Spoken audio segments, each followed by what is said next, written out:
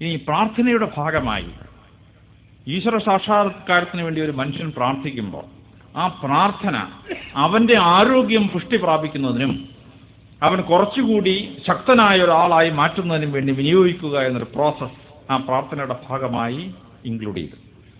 ഈ പ്രവാചകൻ ഈ ചെയ്ത അത്ഭുതം ഡോക്ടർമാർ പോലും അത്ഭുതപ്പെടുന്ന ഒരു സംഭവമാണ്. ഒരാൾ നിസ്കരിക്കുമ്പോൾ മുട്ടുകുത്തി നെറ്റി കൊണ്ടുവന്ന് തറയിലേക്ക് മുട്ടിക്കുന്നു. നല്ല മുസ്ലിം ആണെങ്കിൽ നെറ്റിയിൽ തഴമ്പ് വേണം എന്ന ശാസ്ത്രം ഞങ്ങൾ പോലീസിൽ ഇത് വളരെ ഭംഗിയായിട്ട് വിനിയോഗിക്കാറുണ്ട്. പോലീസിൽ എന്തെങ്കിലും തെറ്റ് ചെയ്ത ഒരു മുസ്ലിമിനെയാണ് കൈ കിട്ടുന്നതെങ്കിൽ അവൻ്റെ തലയിൽ ആദ്യം നോക്കും. തഴമ്പുള്ള മുസ്ലിം ആണെങ്കിൽ വളരെ എളുപ്പമാണ് കേസ് തെളിയിക്കാൻ. പരിശുദ്ധ ഖുർആൻ കൊണ്ടുവന്നിട്ട് ഇതിൽ തൊട്ട് നീ പറയാമോ നീ തെറ്റ് ചെയ്തില്ല എന്ന്. അത് നിരപരാധിയാണെങ്കിൽ പറയും, അതിൽ തൊട്ടാൻ പറയും ഞാൻ തെറ്റ് ചെയ്തിട്ടില്ല എന്ന്. പിന്നെ ഒരു കേസ് അന്വേഷിക്കേണ്ട, ഹീസ് ഇന്നസെന്റ്. പക്ഷേ അഥവാ കുറ്റവാളിയാണെങ്കിൽ പരിശുദ്ധ ഖുർആനെ തൊട്ട് കഴിഞ്ഞാൽ തഴമ്പുള്ള മുസ്ലിമാണ്, അവനുള്ള കാര്യം ഏറ്റു പറയും.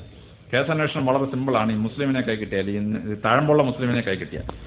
അപ്പോൾ ഇത് ഈ ആരാധനയുടെ ഭാഗമായി വിശ്വാസം ഉറപ്പിച്ച സംഭവമാണ്. ഈ മുട്ടുകുത്തി നെറ്റി തറയിൽ മുട്ടിക്കുന്ന പ്രോസസ്സ് തലച്ചോറിന് ബുദ്ധിശക്തി ഉണ്ടാക്കുന്ന ഒരു പ്രോസസ്സാണ്. കാരണം എന്താണെന്ന് വെച്ചാൽ ഹൃദയത്തേക്കാൾ താഴെ തലച്ചോറ് വരുന്നൊരു പ്രോസസ്സാണ് ഈ നെറ്റി കൊണ്ട് തറയിൽ മുട്ടിക്കുന്ന പ്രോസസ്സ്. അപ്പോൾ ഹൃദയം പമ്പ് ചെയ്യുന്ന ബ്ലഡ് തലച്ചോറിലേക്ക് ഇരച്ച് കയറുകയാണ്. That excess blood in the brain makes the Muslim brain superior in intelligence.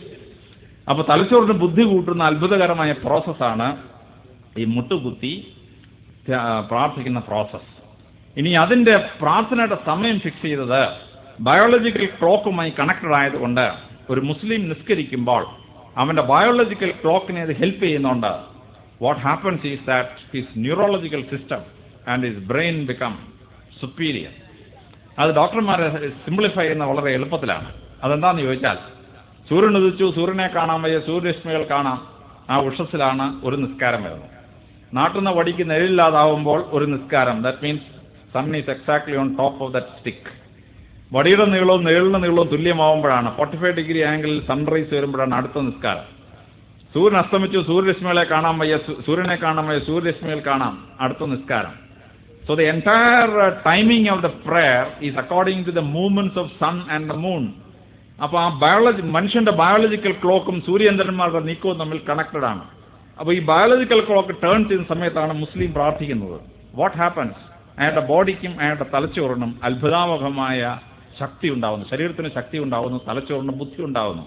When that biological ക്ലോക്കിൻ ടൈമിൽ പ്രാർത്ഥിക്കുക എന്ന് പറയുന്ന അത്ഭുതകരമായ പ്രോസസ്സ്. എന്നാൽ നൊയമ്പിനെ പറ്റി പറയുമ്പോഴാണ് ഡോക്ടർമാർ ഇപ്പോഴും അമ്പരന്ന് പോകുന്ന സത്യം ഉണ്ടാവുന്നത്.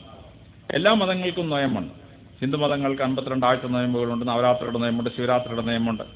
ക്രിസ്ത്യാനിക്ക് 3 നൊയമ്പ്, 8 നൊയമ്പ്, 15 നൊയമ്പ്, 25 നൊയമ്പ്, 50 നൊയമ്പ്. സോ ക്രിസ്ത്യാനിക്ക് കൊണ്ട് 101 ദിവസം നൊയമ്പ്.